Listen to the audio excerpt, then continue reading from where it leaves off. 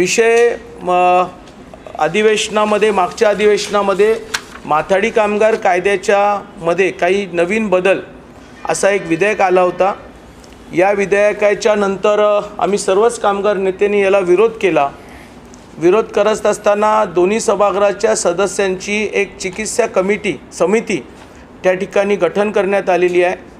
त्या समितीमध्ये आम्ही सर्वच कामगार नेत्यांनी आपापली भूमिका त्या ठिकाणी स्पष्ट करत असताना सदर विधेयकाचा मूळ उद्देश हा कामगार चळवळीमध्ये होणारा घुसखोरी, खंडणी, गुंडगिरी, त्याचबरोबर कारखानदार कामगार कायदे अंमलबजावणी करत नाही या मुद्द्यावर आहे का सरकारला महाराष्ट्रामधला जो श्रमजीव एकमेव सर्व उत्कृष्ट कायदा याला कमजोर करणे किंवा बंद करण्याचं षडयंत्र आहे का, अशा प्रकारची एक चर्चा सह्याद्रीमध्ये झाली होती। आणि त्यानंतर मुख्यमंत्र्यांनी वेगवेगळ्या स्तरावरती, उपमुख्यमंत्र्यांनी वेगवेगळ्या व्यासपीठावरती मूळ माथाडी कामगार कायद्याला धक्का न लावता या कायद्यामध्ये जो दुरुपयोग करणारा घटक आहे या संदर्भामध्ये काही ठोस निर्णय घेणं गरजेचं आहे हे त्यांनी त्यांच्या वेगवेगळ्या व्यासपीठावरती, कधीतरी टीव्हीच्या माध्यमातून, कधीतरी आमच्यासारख्या कार्यकर्त्यांच्या कामगार नेत्यांच्या बैठकीमधून त्यांनी सांगितलेलं आहे। अपेक्षित होतं की अधिवेशनाच्या अगोदर राज्याचे प्रमुख मुख्यमंत्री एकनाथजी शिंदे साहेब, उपमुख्यमंत्री, गृहमंत्री, त्याचबरोबर देवेंद्र फडणवीस साहेब, त्याचबरोबर उपमुख्यमंत्री अजितदादा पवार आणि कामगार मंत्री हे एक संयुक्त बैठक लावतील। पण दुर्भाग्याने महाराष्ट्रामध्ये कामगार चळवळीला आज या सरकारला वेळ द्यायला वेळ नाही आहे, हे दुर्भाग्य आहे। खरं म्हणजे महाराष्ट्रामध्ये कामगार आणि शेतकरी हा दोन घटक आहे जो हा क्रांतिकारी घटक मला माझ्या माहितीप्रमाणे स्वर्गीय यशवंतराव चव्हाणांपासून आजपर्यंत कार्यरत आहे। परंतु दुर्भाग्याने कामगार घटक हा दुर्लक्षित झालेला आहे। पण तो दुर्लक्ष ज्याच्यामुळे झालेला आहे ती आपली संघटना नाही किंवा या ठिकाणी त्या संघटना नाही आहेत। पण तरीही येणाऱ्या अधिवेशनामध्ये प्रखरपणे या गोष्टीला विरोध करण्याकरिता आणि आम्हास कामगार नेत्यांना योग्य वेळ देऊन आमच्या बाजू समजून घेण्याकरिता, मुख्यमंत्र्यांचं लक्ष वेधण्याकरिता 14 डिसेंबरला एक दिवसाचं लाक्षणिक बंद त्या ठिकाणी पुकारलेला आहे। या बंदामध्ये महाराष्ट्रामध्ये आमच्या वेगवेगळ्या जिल्ह्यामध्ये वेगवेगळ्या संघटना कार्यरत आहेत। परंतु एकंदरच ज्यांचं माथाडी चळवळीमध्ये वर्चस्व आहे अशा प्रमुख संघटना आज या ठिकाणी उपस्थित आहेत। या सगळ्या संघटना 14 तारखेला एक दिवसाचं लाक्षणिक बंद करतील।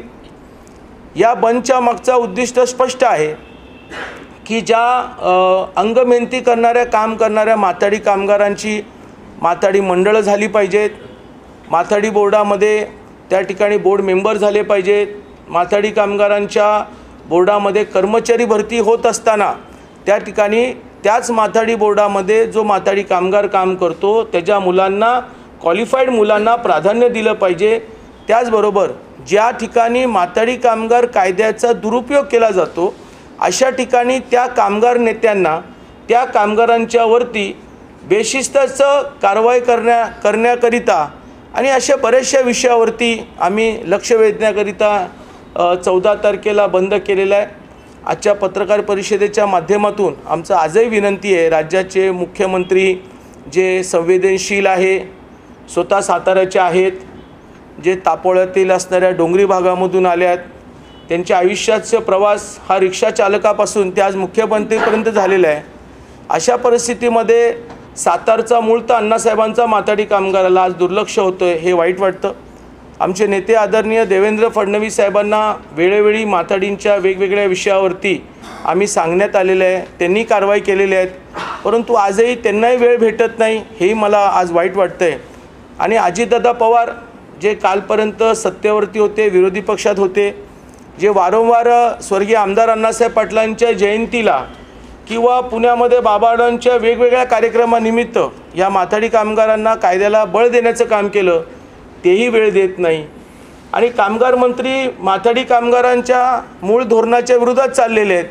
त्यांच्याकडनं आमची अपेक्षा फार कमी आहे, परंतु आमची मूळ अपेक्षा राज्याचे मुख्यमंत्री आणि दोन्ही उपमुख्यमंत्र्यांकडे आहे।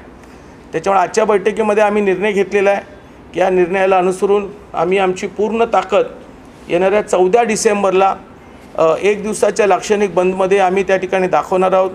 यदाकदाचित राज्याचे मुख्यमंत्री म्हणून प्रमुख म्हणून त्यांनी वेळ दिला, वेळेला आम्हाला बोलवलं, आमच्याशी चर्चा केली. आमच्याशी म्हणजे प्रमुख कामगार नेत्यांना नागपूर अधिवेशनामध्ये बोलून यामध्ये ठोस निर्णय घेण्याकरिता काही चांगली विषयावरती चर्चा केली. नक्कीच आम्ही त्याचा विचार करू. अन्यथा 14 तारखेचं लाक्षणिक बंदचं रूपांतर जर काहीच आम्हाला प्रतिसाद मिळाला नाही तर यदाकदाचित त्याचं रूपांतर फार उग्र होऊ शकतो. एवढंच या ठिकाणी मी आजच्या पत्रकार परिषदेच्या माध्यमातून मी सांगतो. यानंतर आदरणीय बाबा आढावसाहेबही बोलतील आणि कामगार नेते विधान परिषदेचे आमदार शशिकांत शिंदेही थोडंसं आपल्याला मार्गदर्शन करतील. नरेंद्र पाटलांनी जे निवेदन केलेलं आहे त्या निवेदनाचं मी समर्थन करतो. आणि मुंबईत आमचं काम नाही आहे, परंतु महाराष्ट्रात सर्वत्र आहे. 14 तारखेच्या बंदमध्ये महाराष्ट्रातल्या आमच्या संघटना यामध्ये भाग घेतील. हे सांगत असताना एक मुद्दा पत्रकारांना मला मुद्दाम सांगायचा आहे.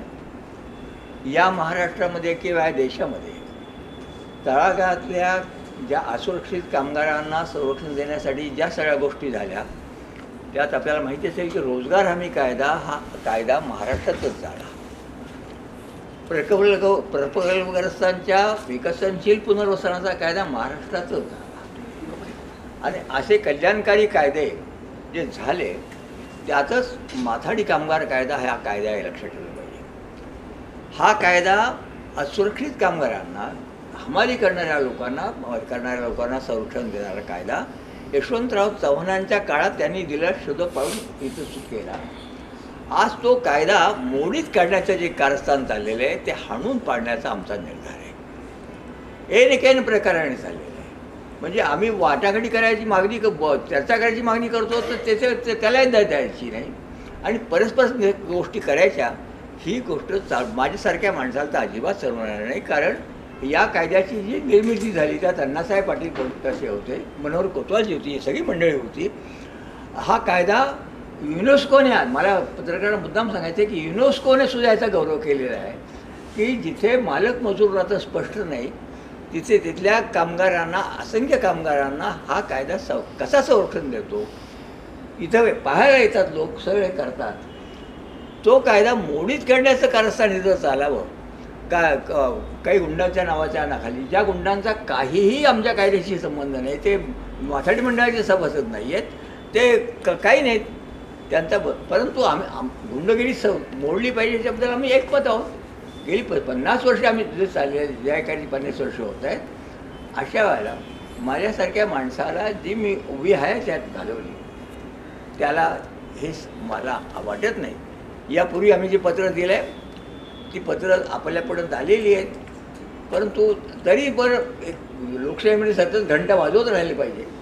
तेव्हा आम्ही अपेक्षा करतो बाकीचेही प्रश्न आहेत ते जरी असले तरी हा आमच्या जीवन मरणाचा प्रश्न आहे. आणि या जीवन मरणाच्या प्रश्नामध्ये इतकंच नव्हे तर या कायद्याकडे राज्यातल्या मोलकरणी, रिक्षाचालक, कागदपत्र गोळा करणाऱ्या महिला, हे सगळ्या म्हणतात आम्हाला कायदा पाहिजे, माथाडी कायद्यासारखा कायदा मागतात. बांधकाम कामगार मजूर, शेतमजूर, आम्हाला माथाडी कायद्यासारखा कायदा पाहिजे. का? जीवनाच्या उतार वयात एक सामाजिक संरक्षण आणि काहीतरी इज्जतीने जगण्याचं जे साधन आहे, ज्याला प्रॉव्हिडंट फंड म्हणतात, त्याची तरतूद या कायद्यामध्ये आहे. तेव्हा मला असं वाटतं, म्हणून आम्ही आमचं असं म्हणणं आहे की आपलं काहीतरी सहजपणे हे करणार असतील. बाकीचे प्रश्न अनेक आहेत, परंतु हा प्रश्न आमच्या जीवन मरणाचा प्रश्न आहे. आणि या प्रश्नावर जर सरकार असं बेफिकिरी दाखवत असेल तर त्याकडे जनतेचंही लक्ष बदलण्यासाठी 14 तारखेचा जो बंद आहे त्या बंदमध्ये आम्ही आमच्या पूर्ण ताकदीनिशी सामील होऊ, एवढंच तेवढं मी करतो आणि थांबतो. महाराष्ट्रातील माथाडी कामगार कायदा बचाव कृती समितीची आज बैठक माथाडी भवन येथे नवी मुंबई येथे संपन्न होते. विषय गांभीर्याचा आहे. विधेयक क्रमांक 34 हे मागच्या अधिवेशनामध्ये राज्य शासनाच्या वतीने माथाडी कायद्यामध्ये बदल करण्याच्या दृष्टिकोनातून आणलं होतं. आणि या बाबतीमध्ये महाराष्ट्रातील माथाडी कामगारांनी आंदोलन केलं आणि हे विधेयक मागच्या अधिवेशनामध्ये संयुक्त चिकित्सा समितीकडे पाठवण्याचा निर्णय घेण्यात आला. संयुक्त चिकित्सा समितीमध्ये महाराष्ट्रातील माथाडी प्रमुखांना बोलवून, मालक प्रतिनिधींना बोलवून त्यांची भूमिकासुद्धा या ठिकाणी विशद करण्यात आलेली होती.